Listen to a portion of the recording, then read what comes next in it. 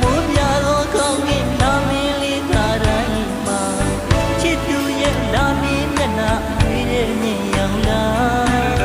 တန်တာလို့ဆိုမှရပြန်တယ်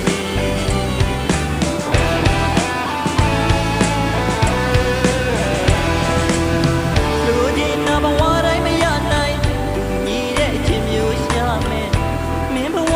မှာလေးခံရပြီးတဲ့ဖို့ရဲ့လက်ကိုမြင်အောင်နာကတည်းကလည်းမင်းတရားရင်မှာချစ်ဖူးခဲ့တဲ့တိတ်ကြီးသာအဖြစ်တို့မိပေးပါဒါနောက်ဆုံးပါခဲ့ရစီဒီကနာတန်သိချစ်ကလေးလမ်းမှာနောက်ဆုံးရဲ့ပလဲမှု